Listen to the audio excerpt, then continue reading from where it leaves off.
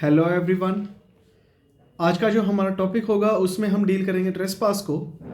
Trespass का जो आज का टॉपिक होगा हम 442 से कंटिन्यू करेंगे। पिछली बार के लेक्चर में हमने 441 सेक्शन डिस्कस किया था, जिसके अंदर की मैंने आपको ट्रेसपास की एक एक detailing word to word explain की थी। तो चलिए आज का हम लेक्चर स्टार्ट करते हैं सेक्शन 442 से। देखिए, जो सेक्शन 442 है IPC 1860 का ट्रेसपास, ये बात करता है हाउस ट्रेसपास के बारे में। देखिए, सबसे पहले आपको ये क्लियर होना चाहिए, सबसे पहला बेसिक कॉन्सेप्ट कि ट्रेसपास क्या होता है। अगर आपको ये ट्रेसपास का बेस कॉन्सेप्ट क्लियर नहीं है तो आप प्लीज़ मेरी पिछली वीडियो जो है उसको रेफर कीजिएगा और अपना ट्रेसपास का टॉपिक क्लियर करने के बाद ही ये वीडियो देखिएगा, क्योंकि उसी वीडियो को समझने के बाद ही आपको ये नया लेक्चर आज का एक समझ आएगा। तो जो हमारा ये टॉपिक है हाउस ट्रेसपास। हाउस ट्रेसपास जो बेसिकली गाइस बात करता है हमारी, ये भी एक ट्रेसपास ही है, लेकिन जो अब हमारा सेक्शन 442 से स्टार्ट हुआ है ये बात करता है स्पेसिफिकेशंस की, कि जो भी ट्रेसपास होगा वो स्पेसिफाइड एक जगह के लिए, एक कम्युनिटी के लिए, एक एरिया के लिए, उसी के हिसाब से ये सेक्शन हमारे क्लियरली बनाए गए हैं। कि जैसे कि अगर कोई घर में ट्रेसपास करता है तो उसके लिए हाउस ट्रेसपास। और सेक्शन 441 क्या बात करता था? 441 डील करता है कॉमन वर्डिंग से, ट्रेसपास क्या है। तो एक वो बेस है, उसके ऊपर ही हमारा ये एक लेवल है, जो कि सेक्शन 442, 443, 444, 445 आगे कंटिन्यूइंग में है ये। तो जो 442 है हाउस ट्रेसपास, आप बेरेट लेके बैठिएगा प्लीज, बेरेट को रीड कीजिएगा। बेरेट कहता है whoever commits criminal trespass by entering into or remaining in any building, ये वर्ड अब अंडरलाइन कीजिएगा जो मैं बोल रहा हूं, बिल्डिंग, टेंट, वेसल, ये 3 वर्ड हैं। इन 3 वर्ड को ही हाईलाइट करते हुए हमारा हाउस ट्रेसपास बनता है।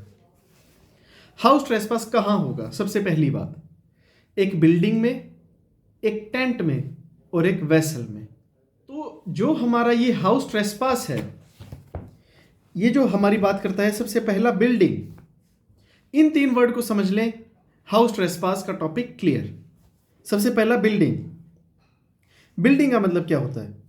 बिल्डिंग का मतलब होता है जो कि ग्राउंड के अंदर रूटेड है।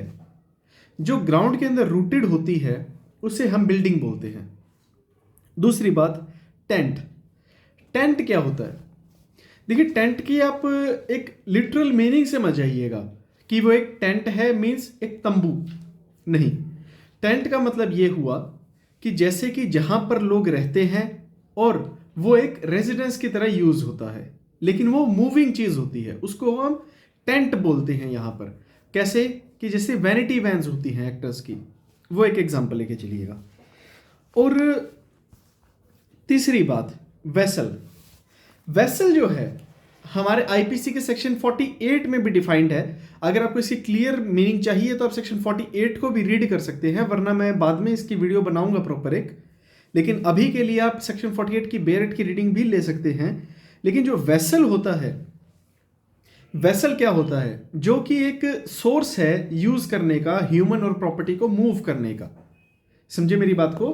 वेसल क्या होता है? वेसल होता है जो कि एक सोर्स है, एक प्रॉपर्टी को या ह्यूमन बीइंग को मूव करने का, from one place to another, एक जगह से दूसरी जगह लेके जाने का जरिया, जो कि क्या होगा?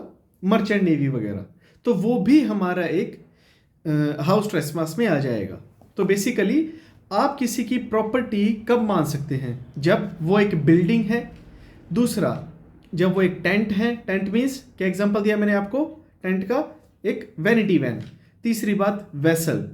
वेसल क्या होता है? वेसल होता है जो कि एक मूविंग के लिए यूज किया जाता है, जैसे कि मर्चेंट नेवी वगैरह में। तो इन तीनों को बताने का मकसद क्या हुआ, उसके बाद का वर्ड पढ़े तब समझ आएगा। Building, tent, vessel used as human dwelling or any building used as a place for worship or as a place for the custody of property is said to commit house trespass. देखिए, यहां पर use किया गया इन 3 word के बाद, use as a human dwelling. Human dwelling word पर आप जरूर स्ट्रेस कीजिएगा, क्योंकि देखिए ह्यूमन ड्वेलिंग का मतलब क्या हुआ? जहां पर लोग रहते हैं उसे हम ह्यूमन ड्वेलिंग बोलते हैं। जैसे कि एक टावर बनता है, कोई बिल्डिंग बनती है, फ्लैट्स होते हैं, वहां पर लोग रहते हैं, रिजाइड करते हैं, वहां पर अपनी फैमिली के साथ रहते हैं, तो वो क्या हुआ, एक ह्यूमन ड्वेलिंग। और टेंट, वहां पर भी एक्टर्स रहते हैं, अपना काम करते हैं। और वेसल, वेसल में मर्चेंट नेवी के आर्मी लोग रहते हैं, आर्मी पर्सन्स, तो वहां पर भी जो है उसे हाउस ट्रेसपास में कंसिडर किया गया है। तो वहां पर अगर आप उनकी परमिशन के बिना एंटर करते हैं तो वो एक हाउस ट्रेसपास में कंसिडर होगा। और any building used as a place of worship, और कोई अदर बिल्डिंग जो कि वर्शिप के लिए यूज होती है, पूजा पाठ के लिए, किसी और भगवान को पूजने के लिए, किसी भी चीज के लिए, वर्शिप के लिए बेसिकली, तो वर्शिप के लिए जो प्लेस यूज होती है बिल्डिंग, उसे भी हाउस ट्रेसपास के अंदर कंसिडर किया गया है।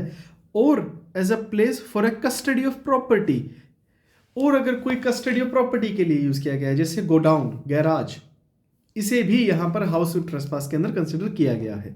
तो यहां पे हमारा is said to commit an house trespass. वहां पर अगर आप एंटर करते हैं विदाउट उस पर्सन की परमिशन के जो वहां पर रह रहा है, तो वो एक हाउस ट्रेसपास में कंसिडर हो जाएगा। उसके बाद अगला सेक्शन, सेक्शन 443। 443 क्या बात करता है? लर्किंग हाउस ट्रेसपास की। लर्किंग हाउस ट्रेसपास क्या होता है, ये वर्ड समझ लें आप। सेम चीज है, हाउस ट्रेसपास ही है, लेकिन उसके आगे एक वर्ड लग गया, क्या? लर्किंग। लर्किंग वर्ड का मतलब क्या है? देखिए, लर्किंग वर्ड का मतलब ये होता है जब कोई पर्सन किसी अनदर पर्सन की प्रॉपर्टी में एंटर करता है और वो चोरी छिपे एंटर करता है, तो उसे हम लर्किंग हाउस ट्रेसपास करते हैं। इसका एक डायरेक्ट रीडिंग लेते हैं सबसे पहले। Whoever commits house trespass having taken precautions to conceal, इस वर्ड को अंडरलाइन कर लीजिएगा, precautions to conceal such house trespass from some person who has a right to exclude or eject the trespasser from the building, tent or vessel which is the subject of a trespasser is said to commit lurking house trespass। देखिए, यहां पर जो बात मैंने आपको highlight करवाई, ये लिखा था taken precautions to conceal. Conceal का मतलब क्या हुआ? कंसील मतलब एंटर करना। और यहां पर जो हमारा लर्किंग हाउस ट्रेसपास है, इसमें इसका बात का मतलब यही है कि जब भी कोई पर्सन कोई एंटर करता है किसी और पर्सन की प्रॉपर्टी में और वो एक प्रिकॉशंस के साथ एंटर करता है, छुपते हुए, अपना सेफ साइड रखते हुए एंटर करता है, तो उसे हम लर्किंग हाउस ट्रेसपास कहते हैं। उसके बाद अगला section 444, lurking house trespass by night. Same बात जो कि सेक्शन 443 की बोलता है कि चोरी छिपे किसी की प्रॉपर्टी में एंटर करना, लेकिन नाइट में एंटर करना। अब यहां पर जो एक वर्ड आता है नाइट, बाय नाइट, इसको एक्सप्लेन करूंगा मैं आपको। इसके एक प्रॉपरली 2 लाइन का होगा, ये 2-3 लाइन का, इसे आप नोट कर लीजिएगा, इसके नोट्स बना ले आप। देखिए, नाइट, नाइट से मतलब क्या है? नाइट की कन्वर्टेशन करनी बहुत ज़्यादा इंपॉर्टेंट हो जाती है यहां पर समझने के लिए। नाइट का मतलब कि अगर कोई पर्सन एंटर कर रहा है सूरज ढलने के बाद और सूरज उगने से पहले, तो वो एक लेमन प्रूडेंस में हम उसे नाइट मान लेते हैं। लेकिन उसकी क्लैरिफिकेशन कैसे आएगी कि ये नाइट है, कितने बजे नाइट होती है? तो उसके लिए आपने देखा होगा कि हमारे न्यूज़पेपर के अंदर भी, मोबाइल के अंदर, कोई लैपटॉप, कंप्यूटर के अंदर एक टाइम आता है सनसेट सनराइज का, जो कि एक वेदर डिपार्टमेंट देता है। और वो जो ऑफिशियल डाटा होता है वेदर डिपार्टमेंट का, सनराइज एंड सनसेट का, उसे हम डे एंड नाइट कंसिडर करते हैं। तो उस टाइम पे अगर कोई हाउस ट्रेसपास करता है, lurking house trespass by night, तो उसे हम इस डेफिनेशन के अंडर फॉलो करेंगे। तो यही बोलता है हमारा whoever commits lurking house trespass after sunset and before sunrise. तो आफ्टर सनसेट, बिफोर सनराइज कैसे कंसिडर करेंगे आप? वो एक वेदर डिपार्टमेंट जो आपको टाइमिंग प्रोवाइड करता है, वही हमारा सनसेट एंड सनराइज में कंसिडर होगा। Is said to commit lurking house trespass by night.